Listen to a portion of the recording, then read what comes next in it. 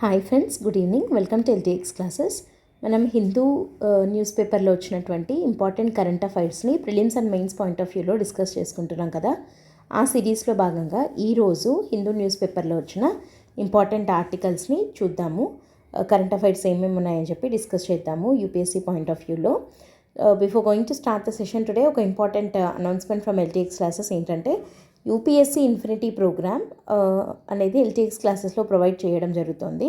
So UPSC infinity programme అంటే ఏమేమి include అయి ఉంటాయి మనకి అంటే, దీంట్లో మొత్తం మనకి జిఎస్ ప్రిలిమ్స్ కమ్ మెయిన్స్ రెండు ఉంటాయి.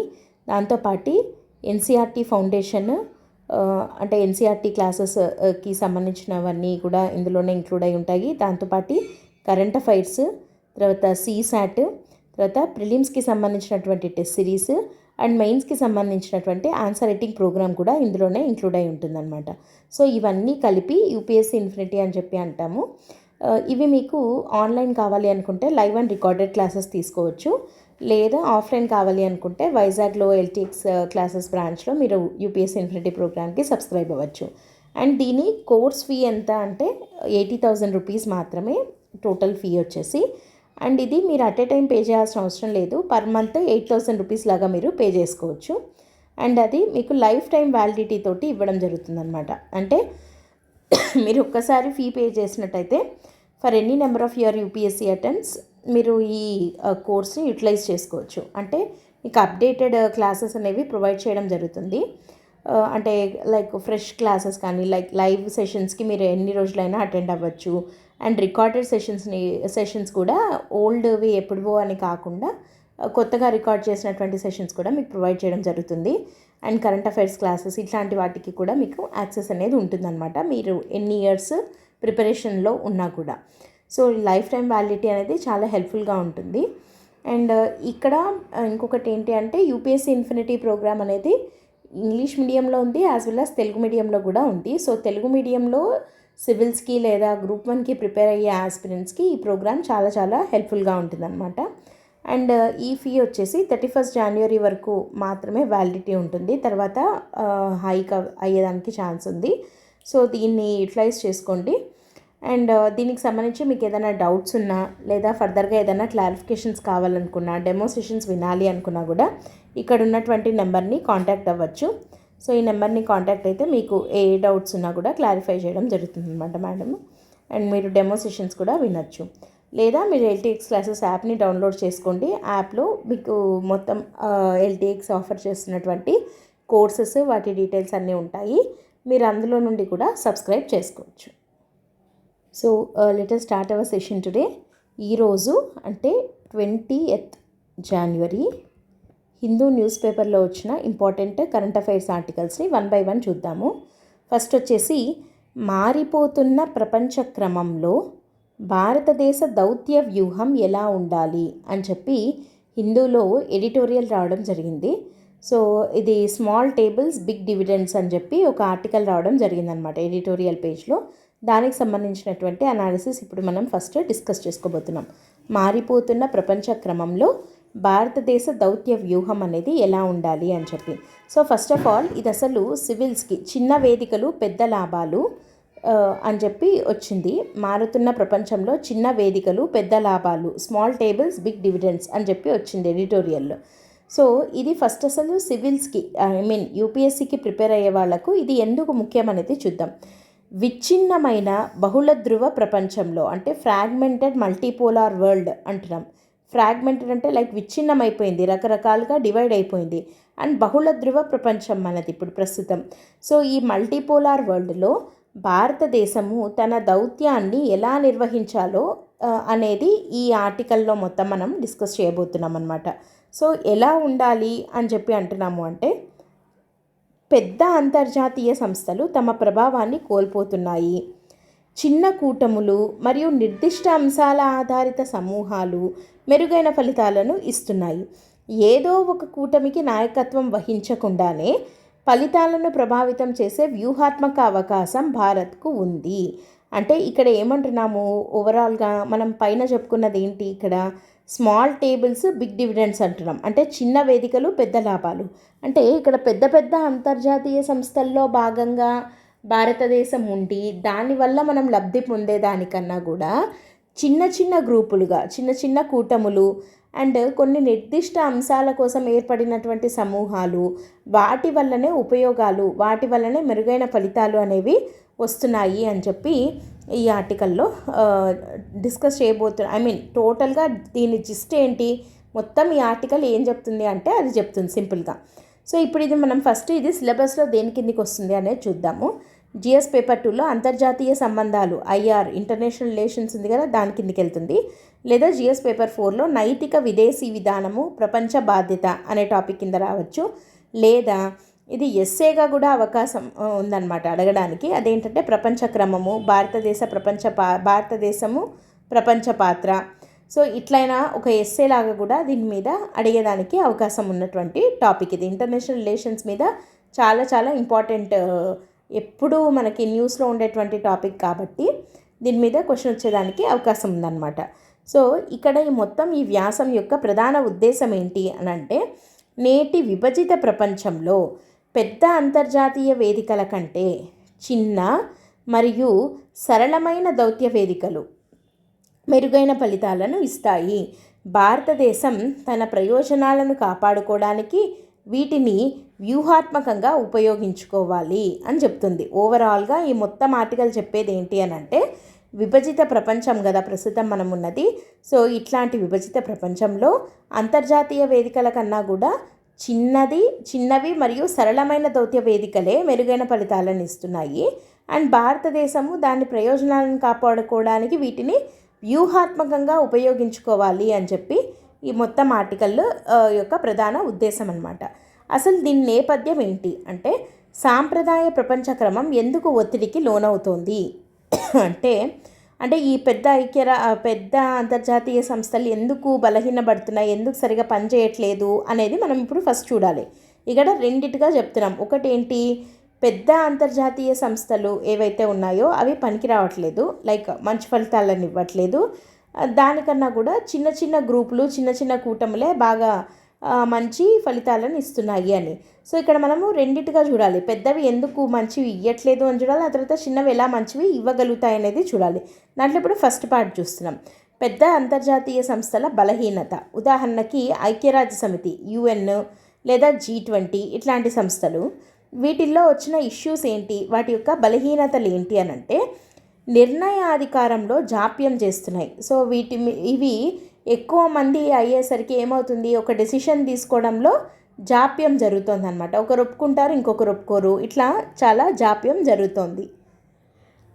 అండ్ అగ్రరాజ్యాల మధ్య వైరం వల్ల ఇవి స్తంభించిపోయాయి. ఇక్కడ ఈ పెద్ద అంతర్జాతీయ సంస్థల్లో UN G20 ఇట్లాంటి వాటిల్లో 2-3 అగ్రరాజ్యాలు ఉంటాయి, ఒకదాంతో ఒకదానికి పడదు. సో ఇప్పుడు వాటి మధ్య వైరం వల్ల వీటి యొక్క పనితీరు కూడా స్తంభించిపోయినట్టు అయిందనమాట. అండ్ నెక్స్ట్ మూడోది, నిబంధనల రూపకల్పనలో బాగున్నా అమలులో విఫలమవుతున్నాయి. నిబంధనలు రూపకల్పనలో అంటే లైక్ కండిషన్స్ పెట్టుకోవడంలో, రూల్స్ అండ్ రెగ్యులేషన్స్ని పెట్టుకోవడంలో సక్సెస్ఫుల్ అయ్యేవి, కానీ వాటి యొక్క అమలులో ఇవి విఫలమయ్యాయి, ఇంప్లిమెంటేషన్లో ప్రాబ్లమ్స్ ఉన్నాయి అని చెప్తున్నాం. ఇది పెద్ద అంతర్జాతీయ సంస్థల యొక్క బలహీనత అనే దగ్గర. ఇక్కడ విభజిత ప్రపంచంలో అంతర్జాతీయ సంస్థలకు గుర్తింపు ఉన్నప్పటికీ ఫలితాలను ఇచ్చే సామర్థ్యం అనేది ఇక్కడ లోపించింది అని చెప్పి మనం ఫైనల్గా ఒక చిన్న పాయింట్లో ఆ మాటను చెప్పుకోవచ్చు. సరే, ఇక్కడ ఇంకా ఏంటి ప్రాబ్లము, ఈ పెద్ద గ్రూపులతోటి ప్రాబ్లం ఏంటి అంటే, పెరుగుతున్న అగ్రరాజ్యాల మధ్య వైరం. అగ్రరాజ్యాలు? అమెరికా, చైనా మధ్య పోటీ, వాణిజ్య యుద్ధాలు, సాంకేతిక ఆంక్షలు. మనం ఇది చూస్తూనే ఉన్నాం, అమెరికా ఎట్లాంటి ఆంక్షలు పెడుతుంది అని చెప్పి. సో రష్యాకి అగెయిన్స్ట్గా, రష్యాతో బాగున్న దేశాల మీద అమెరికా ఆంక్షలు పెట్టడము, ఇట్లాంటివి మనం చూస్తున్నాం కదా. సో అమెరికాకు చైనాకు మధ్య పోటీలు, వాణిజ్య యుద్ధాలు, సాంకేతిక ఆంక్షలు, తర్వాత సరఫరా గొలుసుల విచ్ఛిన్నం, వీటన్నిటి వల్ల ఏమవుతుంది, దీనివల్ల ప్రపంచ నాయకత్వంలో ఖాళీలు ఏర్పడ్డాయి. ఏ ఒక్క దేశం కూడా అందరికీ ఆమోదయోగ్యమైన నాయకత్వాన్ని వహించలేకపోతోంది. సో అందరికీ కలిపి ఒకరు నాయకత్వం వహిస్తున్నారు అనేది లేకుండా పోయిందనమాట. వీటి మధ్య ఖాళీలు ఏర్పడ్డాయి, గ్యాప్స్ వచ్చాయన్నమాట. సో ఏ ఒక్క దేశం కూడా అందరికీ ఆమోదయోగ్యమైన నాయకత్వాన్ని అందరికీ ఓకే మాకు అనేలాంటి నాయకత్వాన్ని వహించలేకపోతుంది ఏ ఒక్క దేశం కూడా. అండ్ భారతదేశ దౌత్య అవకాశం, నాయకత్వ ఖాళీలు. సో ఇక్కడ మనకి ఆథర్ ఏం చెప్తున్న ఆర్టికల్లో అంటే, సమస్యలకు పరిష్కారాలు కావాలి, సమన్వయం అవసరం, కానీ ఏ ఒక్క శక్తిని అందరూ నమ్మడం లేదు. ఇక్కడ భారత్ ఒక ఆధిపత్య శక్తిగా కాకుండా ఈ క్రింది పాత్రలను పోషించవచ్చు. ఎట్లా పోషించవచ్చు? ఒక ఆధిపత్య శక్తిగా అంటే లైక్ అమెరికా ఎట్లయితే బిగ్ బ్రదర్ అని అంటారు కదా, సో అట్లా కాకుండా ఒక ఆధిపత్య శక్తిగా కాకుండా ఇండియా ఎట్లాంటి పాత్రను పోషించవచ్చు?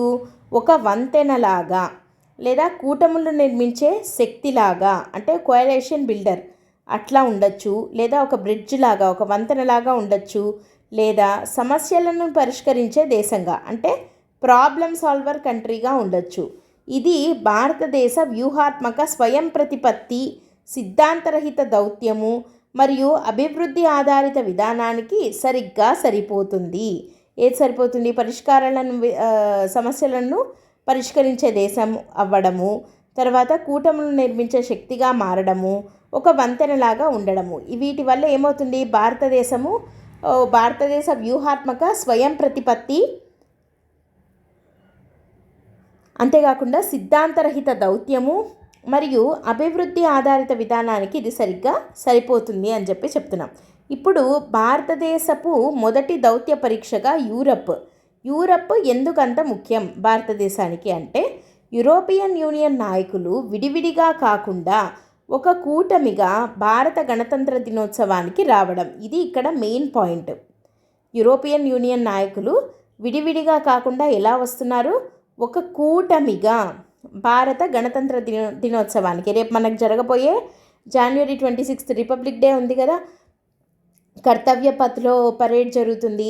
సో ప్రతి సంవత్సరము ఒకరిని చీఫ్ గెస్ట్గా పిలుస్తారు కదా, ఒకరిని పిలుస్తాం మనం. అట్లా ఈసారి ఎవరు వస్తున్నారు అంటే, యూరోపియన్ యూనియన్కి సంబంధించినటువంటి నాయకులు మామూలుగా అయితే విడివిడిగా వస్తారు, కానీ ఈసారి అలా కాకుండా ఒక కూటమిగా రావడం జరుగుతుంది. సో దానివల్ల మనము ఎట్లాంటి ఇది తెలుస్తుంది అంటే, సంస్థాగత భాగస్వామ్యానికి ఇది సంకేతము. కేవలం చిహ్నాల నుండి వ్యూహం వైపుగా ఇది మార్పు చెందడాన్ని సూచిస్తుంది. సో ఇక్కడ అంత వ్యూహాత్మక సందర్భం ఏముంది అని అంటే, చైనాపై ఆధారపడటాన్ని తగ్గించుకోవడము, అమెరికా అస్థిరత నుండి రక్షణ పొందడము. సో ఇది EU కోరిక. భారత్ కోరిక ఏంటి? మార్కెట్ సౌకర్యము, సాంకేతికత, సరఫరా గొలుసు పటిష్టత. సో భారత్కి EUకి మధ్య FTA జరిగింది, ఫ్రీ ట్రేడ్ అగ్రిమెంట్ అంటాం, అంటే స్వేచ్ఛా వాణిజ్య ఒప్పందం. సో ఇది కేవలము పన్నుల గురించి మాత్రమే కాదు. జనరల్గా ఇది ఫ్రీ ట్రేడ్ అగ్రిమెంట్ అనేది పన్నుల ఎగవేత కోసం అన్నమాట, పన్నులు తీసేయడానికి అట్లా. సో దాని గురించి మాత్రమే కాదు, డేటా ప్రమాణాలు, వాతావరణ నిబంధనలు, సుస్థిరత ప్రమాణాల గురించి కూడా ఈ FTA అనేది మనకి చాలా ఇంపార్టెంట్. స్వేచ్ఛా వాణిజ్య ఒప్పందం ఇండియాకి EUకి మధ్య కుదిరిండేది వెరీ ఇంపార్టెంట్ అని చెప్పి చెప్తున్నాం అనమాట. చాలా కాలం విరామం తర్వాత 2022లో భారత్ EU FTA చర్చలు మళ్ళీ ప్రారంభమయ్యాయి. సో ఇక్కడ వీళ్ళు గుర్తించినటువంటి ప్రమాదాలు ఏంటి అని అంటే, భారతీయ కంపెనీలపైన నిబంధనల భారం పెరగచ్చు, అండ్ కఠినమైన పర్యావరణ మరియు కార్మిక ప్రమాణాలు ఎదురు కావచ్చు. అయితే స్వల్పకాలిక ఖర్చుల కంటే వ్యూహాత్మక లాభాలే ఎక్కువగా ఉన్నాయి అని చెప్పి చెప్తున్నాను అనమాట. అండ్ ఇక్కడ ఇంకొక అతిపెద్ద గ్రూప్, లైక్ పెద్ద గ్రూపులు వద్దు అని అన్నాం కదా, కానీ అట్లాంటి పెద్ద గ్రూపుల్లోనే ఇంకొక గ్రూప్ ఏది అని అంటే బ్రిక్స్ అంటే ఏంటి? బ్రిక్స్ అనేది ఒక యాక్రోనిమ్ కదా, Brazil, Russia, India, China and south Africa. So ఇది రాజకీయ పరంగా చూస్తే బలమైనది, కానీ విచ్ఛిన్నమైనది. బలంగా ఉన్నా కూడా ఇది విచ్ఛిన్నమైనది. బ్రిక్స్లో వచ్చిన మార్పులేంటి? కూటమి విస్తరణ వల్ల పరిధి పెరిగింది, కానీ ఏమైంది? ఐక్యత తగ్గింది. అంతర్గతంగా విభేదాలున్నాయి. గ్లోబల్ సౌత్ స్వరం పెంచాలి అని, ఆర్థిక సంస్థల సంస్కరణలు కావాలి అని అందరూ కోరుకుంటున్నారు, కానీ దాని వేగము, దిశ మరియు పశ్చిమ దేశాలతో ఉండాల్సిన సంబంధాలపైన భిన్న అభిప్రాయాలు ఏర్పడ్డాయి. అసలు బ్రిక్స్ దేనికోసం? భారత్ దాని గమ్యాన్ని నిర్దేశించగలదా, బ్రిక్స్ యొక్క గమ్యాన్ని భారత్ నిర్దేశించగలదా అంటే ఈసారి ఇది ఎందుకు ఇంపార్టెంట్ అంటే బ్రిక్స్ సమ్మిట్కి భారతదేశం అధ్యక్షత వహిస్తోందన్నమాట 2026లో. సో ఇక్కడ మనం భారతదేశ పాత్ర ఎలా ఉండాలి అంటే మాటల నుండి ఫలితాల వైపుగా మనం దీన్ని మళ్లించాలి. అండ్ న్యూ డెవలప్మెంట్ బ్యాంక్ లాంటి ఆచరణాత్మక ఆర్థిక సాధనాలను మనం బాగా ఉపయోగించాలి.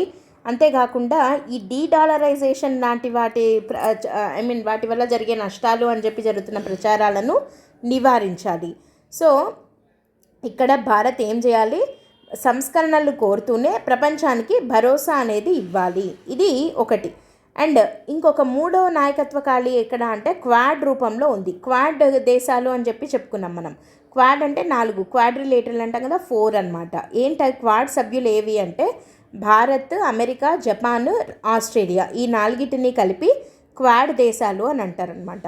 సో ఈ క్వాడ్ దేశాలు దేని మీద ఎక్కువగా ఫోకస్ పెడతాయి, సముద్ర భద్రత, విపత్తు ప్రతిస్పందన, మౌలిక సదుపాయాలు, ప్రజా ప్రయోజనాలు, ఈ 4టి మీద ఈ క్వాడ్ దేశాలు ఒకదాంతో ఒకటి సహకరించుకుంటూ వెళ్తాయన్నమాట. క్వాడ్ అనేది ఒక సైనిక కూటమి కాదు, ఇది ఒక సామర్థ్య వేదిక అని చెప్పి చెప్తున్నాం. ఇప్పుడు భారత్కు ఈ క్వాడ్ అనేది, ఈ గ్రూప్ అనేది ఎందుకు ముఖ్యము, హిందూ మహాసముద్రం దేశాలకు ఇది మద్దతు ఇస్తుంది కాబట్టి, అండ్ దేశాలను ఏదో ఒక పక్షం వహించమని చెప్పి ఒత్తిడి చెయ్యదు కాబట్టి, తర్వాత తన శక్తిని సేవలుగా మారుస్తుంది. సో ఎట్లా అంటే హెచ్ఏడిఆర్ అంటాం, అంటే humanitarian assistance and disaster relief అని, అంటే విపత్తు సహాయము, పోర్టులు, కనెక్టివిటీ, వీటికి సంబంధించినది కాబట్టి. ఇక్కడ ఒక చిన్న ఎగ్జాంపుల్ చెప్పాలంటే శ్రీలంకకు తుఫాన్ వచ్చినప్పుడు ఆ సంక్షోభంలో భారత్ అందించినటువంటి మానవతా సహాయం అట్లాంటివి ఈ హెచ్ఏడిఆర్ కిందికి వస్తాయన్నమాట. సో ఇక్కడ క్వాడ్ అనేది ఎందుకు ఇంపార్టెంట్ అంటున్నాము, ఈ 4 దేశాలు ఉన్నాయి కదా, America, Bharat, Japan, Australia. So ఇవేంటంటే ఇప్పుడు ఈ క్వాడ్ దేశాల్లో ఏదో ఒక దేశం ఏదో ఒక పక్షం తీసుకోవాలి అంటే ఒకరి సైడ్ ఉండాలి అని చెప్పి ఎట్లాంటి ఒత్తిడి ఉండదు. అంటే ఆ దేశాలకు వాటి ఇష్టం వచ్చిన డెసిషన్ తీసుకునే ఫ్రీడమ్ అనేది ఉంటుందన్నమాట. సో ఇప్పుడు చిన్న వేదికలు ఎందుకు బాగా పనిచేస్తాయి అని మనం అంటున్నాం అనేది చూద్దాం. ఈ చిన్న వేదికలకు ఉండే లక్షణాలు ఏంటి అని అంటే, చిన్న వేదికలు కదా ఇవి. సో కాబట్టి వీటిల్లో పరిమిత సభ్యులు ఉంటారు, అంటే నెంబర్ తక్కువగా ఉంటుంది దీంట్లో. అండ్ నిర్దిష్ట అంశాలపైన వీళ్ళు దృష్టి పెడతారనమాట ఈ గ్రూప్స్ అనేవి. కాబట్టి పరిమితంగా సభ్యులు ఉంటారు, నిర్దిష్ట అంశాల మీద దృష్టి పెడతారు కాబట్టి నిర్ణయాలు కూడా వేగవంతంగా తీసుకుంటారు. ఇప్పుడు ఐక్యరాజ్య సమితి అనుకోండి, దాంట్లో 193 దేశాలు ఉంటాయి కాబట్టి నిర్ణయాలు తీసుకోవడం అనేది కొంచెం టైం పడుతుంది, ఎందుకంటే ఎక్కువ మంది ఉన్నారు, ఒకరికి నచ్చుతుంది ఇంకొకరికి నచ్చదు. సో అట్లాంటప్పుడు అండ్ సిద్ధాంతపరమైన గొడవలు కూడా ఇది తక్కువ నెంబరే ఉంటుంది కాబట్టి తక్కువే ఉంటాయి. ఉదాహరణకు చెప్పాలంటే క్వాడ్ ఉంది, క్వాడ్ ప్రజా ప్రయోజనాల కోసం పెట్టింది. అండ్ భారత్, యూరోపియన్ యూనియన్ వచ్చేసి వాణిజ్యము, తర్వాత బ్రిక్స్ వచ్చేసి అభివృద్ధి నిధుల కోసం, ఇందాక చెప్పుకున్నాం కదా న్యూ డెవలప్మెంట్ బ్యాంక్, అట్లాంటివి అనమాట. సో ఈ చిన్న వేదికల లక్షణాలు ఎలా ఉంటాయి అంటే పరిమిత సభ్యులు, నిర్దిష్ట అంశాలపైన దృష్టి, వేగవంతమైన నిర్ణయాలు అండ్ తక్కువ సిద్ధాంతపరమైన గొడవలు. సో పెద్ద వేదికలు అంటే గుర్తింపు ఉంటుంది కానీ పని లేదు, చిన్న వేదికలు అంటే అడ్డంకులు లేని పని అనేది ఉంటుంది. సో చిన్న వేదికలు ఆ రకంగా మనకి ఉపయోగపడతాయి అని చెప్పి అంటున్నాం. G20 వంటి పెద్ద వేదికలకు ఉండేటువంటి పరిమితులు ఏంటి అని అంటే, G20 ఆర్థిక సమన్వయం కోసం ఉద్దేశించబడింది. కానీ ఇప్పుడు ఏమైంది, స్థానిక రాజకీయాలు, భౌగోళిక రాజకీయ వైరం వల్ల ఇది దెబ్బతింటోంది. అంటే జియో పాలిటిక్స్ వల్ల ఈ G20 యొక్క ఇంటెన్షన్, దాని యొక్క లక్ష్యం ఏదైతే ఉందో అది నెరవేరడం లేదు. ఉదాహరణకు చెప్పాలంటే జోహన్నెస్బర్గ్ సమ్మిట్ను అమెరికా బహిష్కరించింది అండ్ అజెండా తగ్గిపోయింది. దీనివల్ల ఏమైంది, గ్లోబల్ సౌత్ ప్రాధాన్యతలకు చోటు దక్కుతోంది. సో G20కి ఉండే ఇంపార్టెన్స్ అనేది తగ్గిపోతుంది అని అంటున్నాం. ఇప్పుడు భారతదేశానికి వ్యూహాత్మక సందేశం ఏంటంటే 2026లో భారత్ ప్రయోజనం ఏంటి అంటే, భారతదేశ ప్రపంచ విజయము క్రింది వాటిపైన ఆధారపడి ఉంటుంది. వేటిపైన, నాయకత్వ ఖాళీలను పనిచేసే ఏర్పాట్లుగా మార్చడం, తర్వాత ఏ వేదికలపై పెట్టుబడి పెట్టాలో జాగ్రత్తగా మనం ఎంచుకోవాలి. అంటే ఈ చిన్న వేదికలు వేటిల్లో మనం పెట్టుబడులు పెట్టాలి, వేటిల్లో భాగంగా ఉంటే మంచిది అనేది చూసుకోవాలి. తర్వాత సిద్ధాంతపరమైన మొండితనాన్ని వదిలేయాలి. సో మన సిద్ధాంతం ఇది, నేను ఇట్లే ఉంటాను అనే మొండితనాన్ని మనము కొంచెం పక్కన పెట్టాలన్నమాట. ఐడియాలజికల్ రిజిడిటీ అంటాం దాన్ని. సో దాన్ని కొంచెం మనం వదిలేస్తే భారతదేశానికి ఉపయోగం ఉంటుంది అని అంటున్నాం. సో ఇంకా మన ముందు ఉన్నటువంటి అవకాశాలు ఏంటి అంటే, ఢిల్లీలో జరగబోయే ఏఐ ఇంపాక్ట్ సమ్మిట్, టెక్నాలజీ మరియు సెమీ కండక్టర్ సహకారము, పరిశోధన మరియు పాలనా వేదికలు. ఇక్కడ ఒక హెచ్చరిక ఏంటి, అమెరికా నేతృత్వంలోని టెక్నాలజీ కూటముల్లో లేదా కొత్త సెక్యూరిటీ క్లబ్లలో చేరేటప్పుడు మనం కొంచెం జాగ్రత్త వహించాల్సి ఉంటుంది. సో దీంట్లో నైతిక కోణం ఏముంది, భారత దౌత్యం క్రింది వాటిని నొక్కి చెప్తుంది. వేటిని? సమ్మిళితత్వం అంటే ఇంక్లూజన్, అందరినీ కలుపుకొని పోవడం, అభివృద్ధి, ప్రజా ప్రయోజనాలు, ఒకరి నష్టం ఇంకొకరికి లాభం అనే ఆలోచనను నివారించడం, జీరో సమ్ థింకింగ్ అంటామన్నమాట దాన్ని. సో విభజిత ప్రపంచంలో నైతిక దౌత్యం అనేది ఆధిపత్యం చెలాయించడంలో లేదు, సహకారాన్ని పెంపొందించడంలో నైతిక దౌత్యం అనేది ఉంది. సో భారతదేశం నైతిక దౌత్యానికి ఒక ఎగ్జాంపుల్ని సెట్ చేయాల్సి ఉంటుంది అని చెప్తున్నాం. ఫైనల్గా ఏమంటున్నామంటే, మనము ఎలా ముందుకెళ్ళాలి ఇట్లాంటి ప్రపంచంలో అనంటే, కఠినమైన కూటముల కన్నా అంశాల ఆధారిత కూటములకు మనం ప్రాధాన్యత ఇవ్వాలి. బ్రిక్స్ను ఘర్షణ కోసం కాకుండా అభివృద్ధి కోసం వాడాలి. టెక్నాలజీ మరియు వాణిజ్యం కోసము భారతీయ సంబంధాలను బలోపేతం చేయాలి. క్వాడ్ను ప్రజా ప్రయోజనాల వేదికగా పటిష్టం చేయాలి. అగ్రరాజ్యాల పోటీ మధ్య వ్యూహాత్మక స్వయం ప్రతిపత్తిని కాపాడుకోవాలి. సో ఇక్కడ మనం 3 గ్రూపుల గురించి చెప్తున్నాం. ఒకటి భారత్, EU, ఇంకోటి వచ్చేసి బ్రిక్స్, ఇంకోటి వచ్చేసి క్వాడ్. సో ఈ మూడిటికి 3 ఉపయోగాలు ఉన్నాయి అని చెప్తున్నాం. ఇండియా, EU వచ్చేసి దేనికోసం అంటే వాణిజ్యము, టెక్నాలజీ కోసము, బ్రిక్స్నేమో అభివృద్ధి నిధుల కోసము, క్వాడ్నేమో ప్రజా ప్రయోజనాల కోసం. సో ఈ రకంగా మనం భారతదేశం వాడుకుంటూ ఈ చిన్న వేదికల ద్వారా ఎక్కువ ఫలితాలను పొందాలి అని చెప్తున్నాం అనమాట. సో దీని మీద యూపీఎస్సీ మెయిన్స్లో క్వశ్చన్ అడిగేదానికి అవకాశం ఉంది. ఎలా అంటే, విచ్ఛిన్నమైన ప్రపంచ క్రమంలో సాంప్రదాయ బహుళపక్ష సంస్థల కంటే చిన్న కూటములు ఎక్కువ ప్రభావవంతంగా మారుతున్నాయి. భారతదేశ విదేశీ విధానం ఆధారంగా ఇది చర్చించండి అని చెప్పి ఒక క్వశ్చన్ రావచ్చు. ఎస్సేగా ఎలా అడగచ్చు, ప్రపంచ పాలన భవిష్యత్తు అతిపెద్ద వేదికలలో లేదు, అత్యంత క్రియాశీలకమైన వేదికలలో ఉంది. పెద్ద వేదికలలో లేదు, క్రియాశీలకమైన వేదికలలో ఉంది అని చెప్పి ఒక ఎస్సే టాపిక్ లాగా ఇస్తే ఎలా రాయాలి అనేది కూడా మనం చూసుకోవాలి. ఫైనల్గా మనం ఏదన్నా కానీ ఈ ఆర్టికల్ని ఎలా కంక్లూడ్ చేయొచ్చు అంటే, నేటి విచ్ఛిన్నమైన ప్రపంచంలో భారతదేశ బలం పెద్ద కూటములకు నాయకత్వం వహించడంలో లేదు. దేంట్లో ఉంది మరి? చిన్న మరియు ప్రభావవంతమైన దౌత్య వేదికలను విజయవంతంగా నడపడంలో ఉంది. అక్కడి నుండే పెద్ద లాభాలు వస్తాయి, బిగ్ డివిడెండ్స్ అనేవి స్మాల్ టేబుల్స్ నుంచి వస్తాయి అని చెప్పి ఆర్టికల్ హెడ్లైన్ ఉంది కదా, అది ఇక్కడ మనం చెప్తున్నాం. సో బ్రిక్స్ దేశాల మధ్య డిజిటల్ కరెన్సీలను, సో ఇది first article, small tables, big dividends అని చెప్పి ఓవరాల్గా మనము 3 గ్రూపుల గురించి, ఇండియా, EU గురించి ఒకటి, తర్వాత బ్రిక్స్ గ్రూపింగ్ గురించి ఒకటి, మూడోది వచ్చేసి క్వాడ్. ఈ 3 స్మాల్ గ్రూపులను వాడుకొని ఇండియా బిగ్ డివిడెండ్స్ని పొందగలదు అని చెప్పి ఆర్టికల్లో ఓవరాల్గా డిస్కస్ చేయడం జరిగిందనమాట. సో ఇది first article. Let us move on to the second article. BRICS అజెండాలో డిజిటల్ కరెన్సీల అనుసంధానం, RBI ప్రతిపాదన. RBI ఏమని ప్రతిపాదించిందని న్యూస్లో ఉంది అంటే, బ్రిక్స్ యొక్క అజెండాలో డిజిటల్ కరెన్సీల అనుసంధానం ఉండాలి అని చెప్పి RBI ప్రతిపాదించడం జరిగింది. సో ఇది న్యూస్లో ఉంది. అసలు ఇది వార్తల్లో ఎందుకు ఉంది, అసలు ఈ ప్రతిపాదన ఏంటి, దీని యొక్క దీన్ని వెనకలు ఉన్నటువంటి ఇది ఏంటి, ఆలోచన ఏంటి అనేది మనం ఇప్పుడు డిస్కస్ చేద్దాం. ఫస్ట్ ఆఫ్ ఆల్ ఇది వార్తల్లో ఎందుకుంది. భారతదేశం ఆతిథ్యం ఇవ్వనున్న 2026 బ్రిక్స్ సదస్సు అజెండాలో కేంద్ర బ్యాంకు డిజిటల్ కరెన్సీల అనుసంధానాన్ని చేర్చాలి అని RBI సిఫార్సు చేసింది. సెంట్రల్ బ్యాంక్ డిజిటల్ కరెన్సీస్ని అనుసంధానం చేర్చాలి 2026 బ్రిక్స్ సదస్సు అజెండాలో భాగంగా అని చెప్పి RBI చెప్పింది. ఈ ప్రతిపాదన యొక్క ముఖ్య ఉద్దేశం ఏంటి అంటే, సరిహద్దు చెల్లింపులను సులభతరం చేయడము మరియు అంతర్జాతీయ ఆర్థిక వ్యవస్థలో అమెరికా డాలర్పై ఆధారపడటాన్ని తగ్గించడం. సో ఇది మెయిన్ రీజన్స్, 2 రీజన్లు. ఒకటి ఏంటి అని అంటే సరిహద్దు చెల్లింపులను సులభతరం చేయడం. అంటే మనము అవుట్ ఆఫ్ ద కంట్రీ ఏదన్నా మనం బార్డర్ పేమెంట్స్ ఉంటాయి కదా, సో అట్లా పే చేయాల్సి వచ్చినప్పుడు ఆ పేమెంట్స్ని ఈజీ చేయడం కోసం అని చెప్పి డిజిటల్ కరెన్సీస్ అనేది ఉపయోగపడుతుంది. అండ్ దాంతోపాటు మనము అమెరికన్ డాలర్ మీద ఆధారపడటాన్ని తగ్గించడానికి కూడా, డీడాలరైజేషన్ అని ఇందాక కూడా చెప్పుకున్నాం మనం, సో దానికోసం కూడా ఇది ఉపయోగపడుతుంది అని అంటున్నాం ఈ మూవ్ అనేది. నెక్స్ట్ 2025లో బ్రెజిల్లో జరిగిన బ్రిక్స్ సదస్సులో చేసిన చెల్లింపుల వ్యవస్థల అంతర్కార్యకలాపాల ప్రకటనకు కొనసాగింపుగా ఈ చర్య తీసుకోబడింది. ఇంటర్ ఆపరబిలిటీ అని అంటామన్నమాట.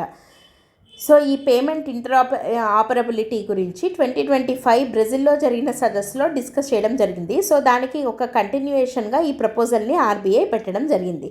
అసలు ఈ ప్రపోజల్ ఏంటి, ఈ ప్రతిపాదన ఏంటి అంటే, బ్రిక్స్ దేశాలు ఉన్నాయి కదా, బ్రెజిల్, రష్యా, ఇండియా, చైనా, దక్షిణాఫ్రికా. సో బ్రెజిల్ దేశాల డిజిటల్ కరెన్సీలను ఒకదానితో ఒకటి అనుసంధానించడం ద్వారా ఏం చేయొచ్చు అని అంటున్నాము. 1, వేగవంతమైన అంతర్జాతీయ చెల్లింపులు సాధ్యమవుతాయి.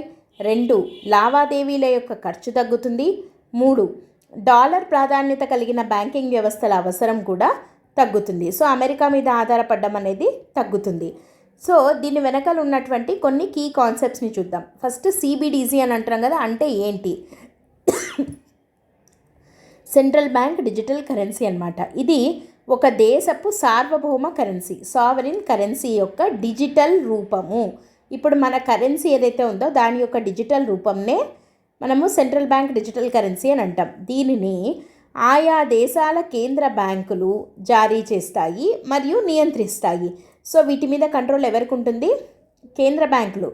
ఫర్ ఎగ్జాంపుల్ ఇప్పుడు మనకి ఇండియాలో ఆర్బీఐ అంటాం, రిజర్వ్ బ్యాంక్ ఆఫ్ ఇండియానే కదా మన కేంద్ర బ్యాంక్, సెంట్రల్ బ్యాంకు. సో ఇదే జారీ చేస్తుంది మరియు వాటిని నియంత్రించేది కూడా ఆర్బీఐయే. ఇది ప్రైవేట్ క్రిప్టో కరెన్సీ లాగా కాకుండా చట్టబద్ధమైన కరెన్సీ. అంటే దీనికి లీగల్ టెండర్ ఉంది, అంటే లైక్ ఇది చట్టబద్ధమైనది. సో ఇది కేంద్ర బ్యాంకే ఇష్యూ చేస్తుంది, అదే నియంత్రిస్తుంది. దీనికి లీగల్ టెండర్ అనేది ఉంది. అండ్ ఇది ఒక దేశపు యొక్క సార్వభౌమ కరెన్సీ, సావరిన్ కరెన్సీ యొక్క డిజిటల్ రూపము అని చెప్పి చెప్తున్నాం. నెక్స్ట్ అయితే ఈ రూపీ అంటే ఏంటి? భారతదేశపు ఈ రూపీ స్థితి ఏంటి అంటే, డిసెంబర్ 2022లో ఈ రూపీ అనే దాన్ని స్థాపించబడింది. అంటే ఈ డిజిటల్ రూపీ ఇందాక చెప్పుకున్నాం కదా డిజిటల్ రూపం అని, అది ఎప్పుడు స్టార్ట్ అయింది ఇండియాలో అంటే 2022 డిసెంబర్లో మొదలైంది. ప్రస్తుతం ఇది వాడుతున్న వాళ్ళు సుమారు 70 లక్షల మంది వినియోగదారులు ఉన్నారు. అండ్ దీని ఫీచర్స్ ఏంటి అంటే, ఆఫ్లైన్ చెల్లింపులు చేయొచ్చు, ప్రోగ్రామబుల్ బదిలీలు ఉన్నాయి అంటే సబ్సిడీలు లాంటివి, తర్వాత బ్యాంక్ వ్యాలెట్ ఆధారిత వ్యవస్థ కూడా ఉంది. అండ్ ఈ రూపీ అనేది నగదుకు ప్రత్యామ్నాయం కాదు, దానికి అదనం మాత్రమే అని ఆర్బీఐ స్పష్టం చేయడం జరిగింది. ఇప్పుడు మనం బ్రిక్స్ దేశాలు అసలు సిబిడిసి కావాలి, అనుసంధానం కావాలి అని ఎందుకు కోరుకుంటున్నాయి? ఇందాక మనం ఇప్పుడు అనుకున్నాం కదా 2026లో ఇది డిస్కస్ చేయాలని. అసలు ఈ దేశాలు ఎందుకు అవి కోరుకుంటున్నాయి అనుసంధానం చేయాలి అని అంటే, భౌగోళిక రాజకీయ ఉద్రిక్తతల కారణంగా, అంతర్జాతీయ ఆంక్షలు మరియు స్విఫ్ట్ వంటి వ్యవస్థలపై ఉన్నటువంటి నియంత్రణల నుండి రక్షణ పొందడానికి ఈ బ్రిక్స్ దేశాలు సిబిడిసి అనుసంధానాన్ని కోరుకుంటున్నాయి. రెండోది వచ్చేసి డాలర్ యొక్క ఆధిపత్యం తగ్గించడానికి. ఎందుకలా అంటే, ప్రపంచ వాణిజ్యంలో 80% పైగా డాలర్లోనే జరుగుతుంది ప్రపంచ వాణిజ్యం అంతా. సో ప్రస్తుత పద్ధతుల్లో అంతర్జాతీయ చెల్లింపులు నెమ్మదిగా మరియు ఖరీదైనవిగా మారుతున్నాయి. కాబట్టి డాలర్ యొక్క ఆధిపత్యం తగ్గించడానికి కూడా వీళ్ళు సిబిడిసి అనుసంధానం చేయాలి అని చెప్పి బ్రిక్స్ దేశాలు భావిస్తున్నారు. అండ్ నెక్స్ట్ 3 వచ్చేసి, ఇది కేవలం డాలర్ని వ్యతిరేకించడం కాదు, ఆర్థిక లావాదేవీల యొక్క సామర్థ్యాన్ని పెంచడానికి తీసుకుంటున్న చర్యగా ఆర్బీఐ వివరణ ఇవ్వడం జరిగింది. సో ఇదేమీ ఓన్లీ డాలర్కి అగెయిన్స్ట్గా మాత్రమే చేయట్లేదు, ఆర్థిక లావాదేవీల సామర్థ్యాన్ని పెంచుకునేందుకు కూడా ఈ చర్యను తీసుకుంటున్నాము అని చెప్పి చెప్పింది. ఈ అనుసంధానం అసలు ఎట్లా పనిచేస్తుంది? మనం అనుసంధానం కావాలి బ్రిక్స్ దేశాల మధ్య అన్నాం కదా, మరి ఈ అనుసంధానం ఎలా పనిచేస్తుంది, దానివల్ల ఉపయోగం ఏంటి అంటే, వివిధ దేశాల డిజిటల్ కరెన్సీలు ఒకే చోట పనిచేసేలా సాంకేతిక ప్రమాణాలను రూపొందిస్తారు.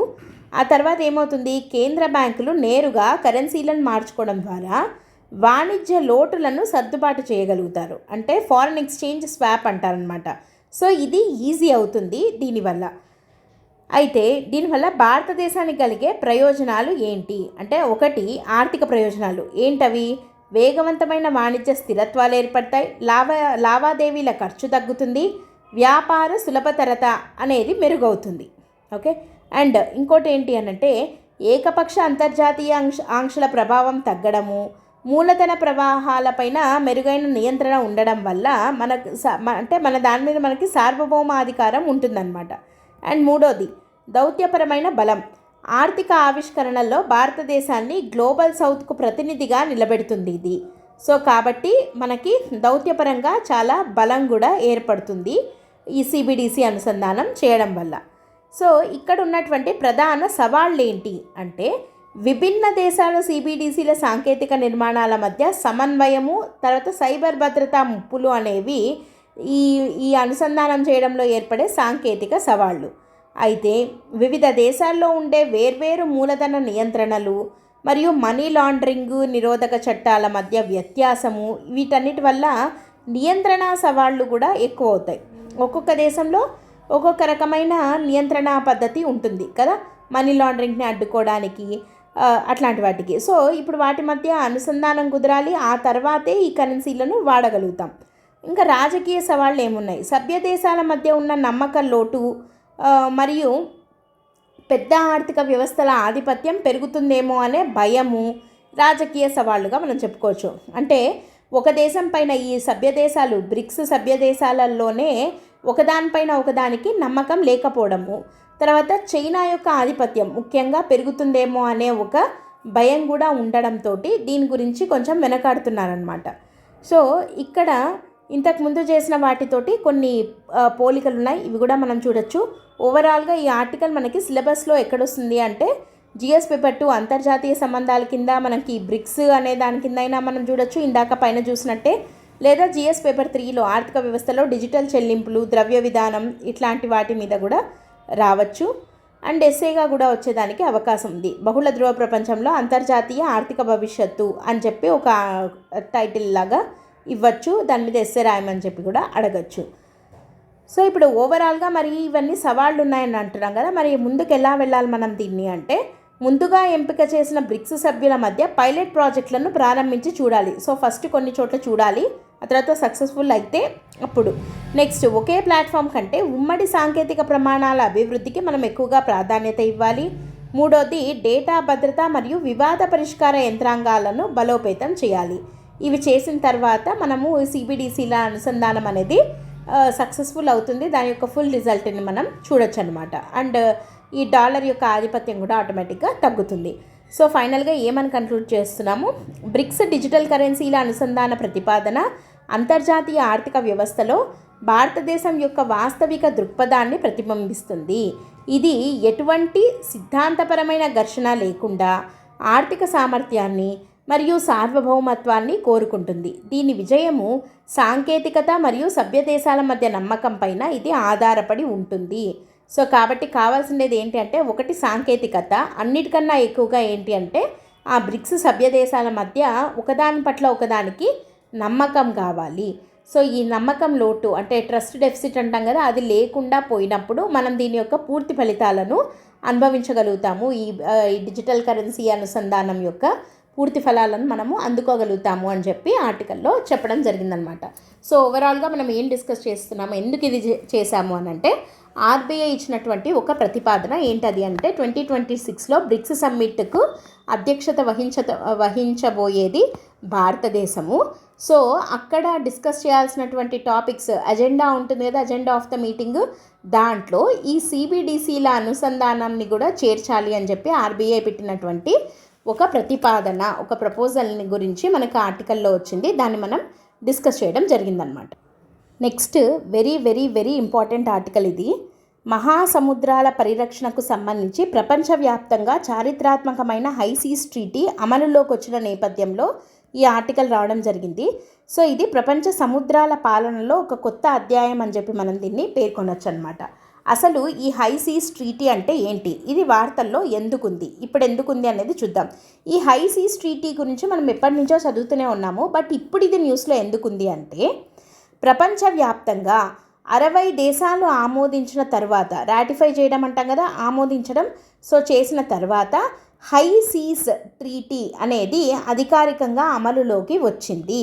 అంతర్జాతీయ జలాల్లో అంటే ఏ దేశ పరిధిలోకి రాని జలాలు ఉంటాయి కదా, అంతర్జాతీయ జలాలు అని అంటే ఇది ఏ ఒక్క కంట్రీ యొక్క జలాలు కాదనమాట. హై సీస్ అంటాం అంటే లైక్ ఇవి ఏ దేశానికి సంబంధించినటువంటి జలాలు.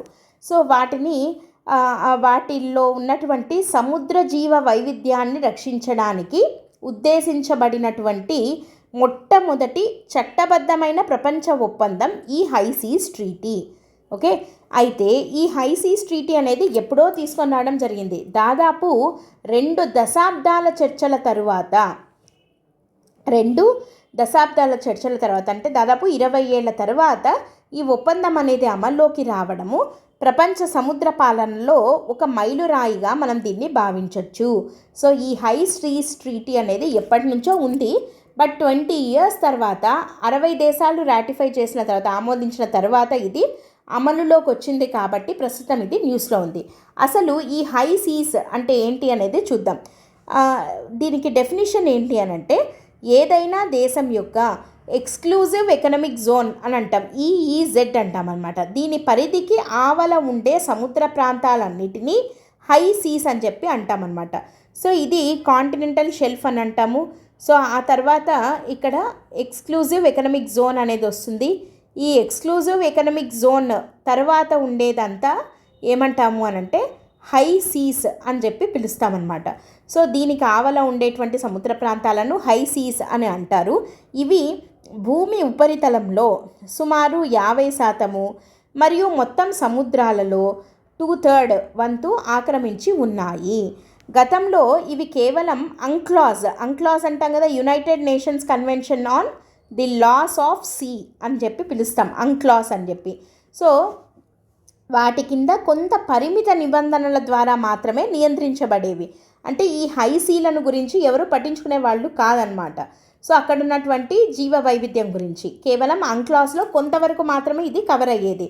కానీ ఇది యాక్చువల్గా మొత్తం భూమి ఉపరితలంలో 50%, తర్వాత మొత్తం సముద్రాల్లో 2/3 వంతు ఇవి ఆక్రమించున్నాయి. కాబట్టి ఇవి కూడా ఇంపార్టెంటే. అక్కడ ఉన్నటువంటి జీవ వైవిధ్య పరిరక్షణకు ఎటువంటి సమగ్ర చట్టము లేదు.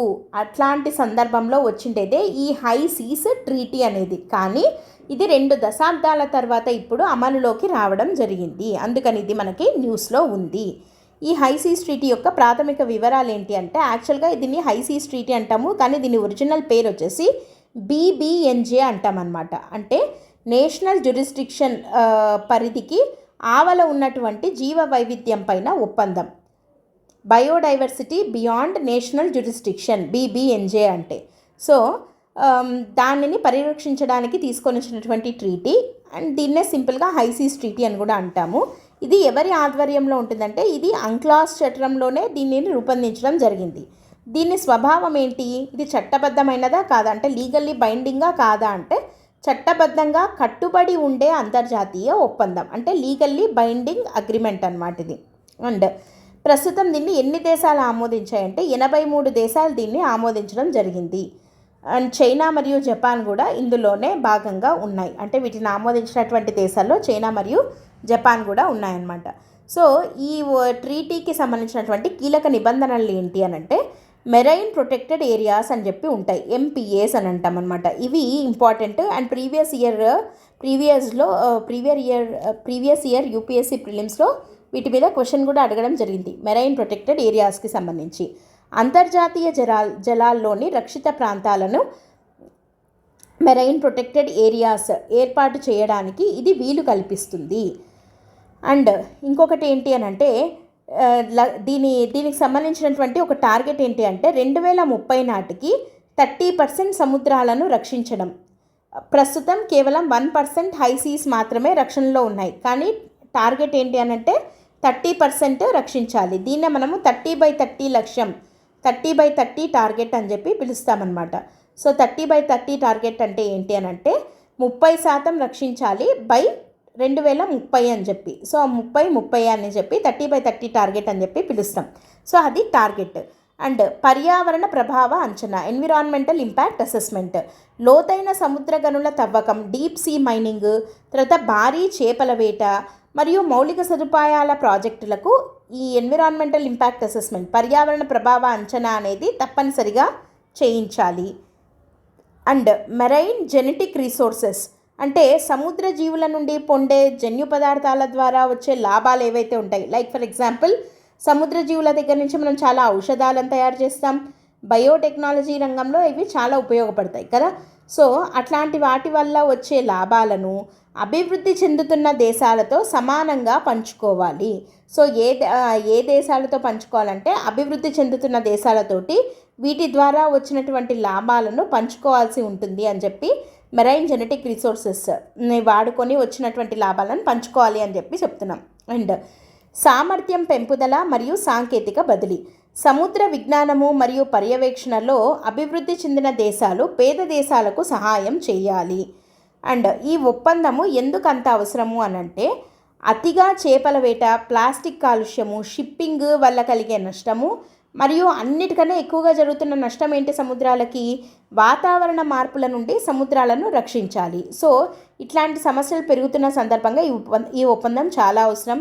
అండ్ సముద్రాలు అందరికీ చెందినవి కావడం వల్ల ఎవరికీ బాధ్యత లేకుండా పోయింది. దీనివల్ల శక్తివంతమైన దేశాలు వనరులను ఇష్టానుసారంగా దోచుకుంటున్నాయి. దీన్ని ట్రాజడీ ఆఫ్ ద కామన్స్ అని అంటాం. అంటే ఎందుకు, ఇవి అందరికీ చెందినవి, ఒకరికన్నీ కాదు కదా, అందరికీ చెందినవి కాబట్టి ఎవరికి బాధ్యత లేకుండా పోయిందనమాట. దీన్ని ట్రాజడీ ఆఫ్ ద కామన్స్ అని చెప్పి పిలుస్తారనమాట. సో ఎవరికి బాధ్యత లేకుండా పోవడం వల్ల ఇవి కొన్ని శక్తివంతమైన దేశాలు వీటిని ఇష్టానుసారంగా ఉపయోగించుకుంటున్నాయి. అండ్ వాతావరణంలో వస్తున్నటువంటి మార్పులు, సముద్రాలు సుమారు 25 to 30% కార్బన్ డైఆక్సైడ్ని పీల్చుకుంటాయి కదా, మరియు 50% ఆక్సిజన్ను ఉత్పత్తి చేస్తాయి. అట్లాంటి సముద్రాలు కనుక దెబ్బతింటే వాతావరణ సమతుల్యత అనేది మొత్తంగా దెబ్బతింటుంది. సో ఇవి కార్బన్ సింకులుగా పనిచేస్తాయి. మనకి సముద్రాలు కార్బన్ సింకులుగా పనిచేస్తాయి. ఎందుకు, 30% దాకా కార్బన్ డైఆక్సైడ్ని ఇవి పీల్చుకోగలుగుతాయి అన్నమాట. అండ్ 50% ఆక్సిజన్ని ఉత్పత్తి చేస్తాయి. అట్లాంటి సముద్రాలే దెబ్బతింటే టోటల్గా వాతావరణ సమతుల్యత అనేది దెబ్బతింటుంది.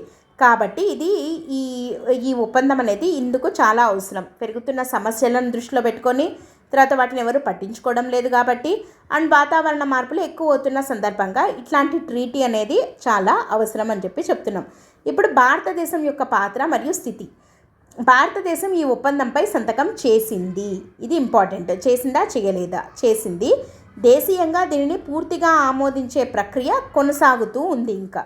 సో ఇది భారతదేశానికి ఎందుకు ముఖ్యము అంటే బ్లూ ఎకానమీ కోసం ముఖ్యం. భారతదేశానికి 7,500 కిలోమీటర్ల తీర ప్రాంతం ఉంది. మత్స్య సంపద, షిప్పింగ్ మరియు సముద్ర వనరుల సుస్థిర వినియోగం మనకు చాలా అవసరం కాబట్టి ఈ ట్రీటీ మనకి చాలా ఇంపార్టెంట్. ఆరోగ్యకరమైన సముద్రాలు వాతావరణ మార్పులను తట్టుకోవడానికి భారత్కు తోడ్పడతాయి కాబట్టి అవసరం. అండ్ గ్లోబల్ సౌత్ దేశాల గొంతుకగా సముద్ర వనరుల సమాన పంపిణీ కోసం భారత్ వాదిస్తోంది కాబట్టి ఈ ట్రీటీ అనేది భారతదేశానికి చాలా చాలా ఇంపార్టెంట్ అని చెప్తున్నాం. అయితే దీంట్లో ఉన్న సవాళ్ళు ఏంటి అంటే అభివృద్ధి ప్రయోజనాలు, అంటే ఈ చేపల వేట, ఖనిజాలు ఇట్లాంటివి ఉన్నాయి కదా, మరియు పర్యావరణ పరిరక్షణ బాధ్యతల మధ్య సమతుల్యత అనేది పాటించడం. అంటే అభివృద్ధి కావాలా లేదా అంటే పర్యావరణ పరిరక్షణ ఏది ఇంపార్టెంట్, వాటి మధ్య సమతుల్యత బ్యాలెన్స్ చేయడం అనేది కొంచెం సవాల్గా మారుతోంది. తర్వాత సముద్ర పరిశోధన మరియు పర్యవేక్షణ సామర్థ్యాలను మెరుగుపరుచుకోవడం అనేది కూడా మనకు ఉన్నటువంటి ఒక ఛాలెంజ్గా మనం చెప్పచ్చు అనమాట. సో ఓవరాల్గా ఈ ఆర్టికల్ వచ్చేసి మనకి యూపీఎస్సీలో సిలబస్లో ఎక్కడొస్తుంది అంటే జిఎస్ పేపర్ 2లో ఐఆర్ ఇంటర్నేషనల్ రిలేషన్స్, అంతర్జాతీయ సంబంధాలు, అంతర్జాతీయ ఒప్పందాలు అని ఉంటుంది, దాని కిందైనా రావచ్చు.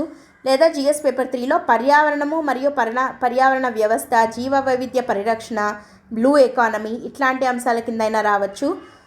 లేదా ఎస్ఏలో ప్రపంచ ఉమ్మడి వనరులకు సమిష్టి బాధ్యత అవసరం అని చెప్పి ఒక ఆర్టికల్ లాగా ఇస్తే అట్లాంటప్పుడైనా ఇట్లాంటి ట్రీటీ గురించి ఎస్ఏలో మనము ఒక చోట మనం రాయొచ్చు అనమాట. సో దీని మీద క్వశ్చన్స్ అడిగితే ఎలా అడగచ్చు అంటే జీవ వైవిధ్య నష్టాన్ని మరియు వాతావరణ మార్పులను ఎదుర్కోవడంలో హైసీస్ ట్రీటీ యొక్క ప్రాముఖ్యతను చర్చించండి. ఇందులో భారతదేశ పాత్రను విశ్లేషించండి. అలా అయినా అడగచ్చు. లేదా అంతర్జాతీయ సంబంధాల్లో జాతీయ పరిధికి ఆవల ఉన్న సముద్ర ప్రాంతాల పాలన ఎందుకు కీలకం అని చెప్పి కూడా అడిగేదానికి అవకాశం ఉంది. సో ఎలా అడిగినా ఫైనల్గా మనం ఆన్సర్ని ఎలా కన్క్లూడ్ చేయొచ్చు అంటే హైసీస్ ట్రీటీ అనేది సముద్ర వనరుల దోపిడీ నుండి వాటిని బాధ్యతాయుతంగా కాపాడే దిశగా ప్రపంచం తీసుకున్నటువంటి ఒక గొప్ప నిర్ణయం. దీని విజయం అనేది సమానత్వంతో కూడిన అమలు, శాస్త్రీయ సహకారం మరియు భారతదేశం వంటి బాధ్యతాయుతమైన సముద్ర శక్తుల నాయకత్వం పైన ఆధారపడి ఉంటుంది అని చెప్పి ఆన్సర్ని మనం కన్క్లూడ్ చేయొచ్చు అనమాట. సో ఇవి ఈరోజు హిందూ న్యూస్ పేపర్లో వచ్చినటువంటి ఇంపార్టెంట్ ఆర్టికల్స్. మనం రేపు మళ్ళీ న్యూస్ పేపర్లో వచ్చిన ఆర్టికల్స్ని prelims and mains point of వ్యూలో డిస్కస్ చేద్దాం. That's it for today. Thanks for listening. All the best. By.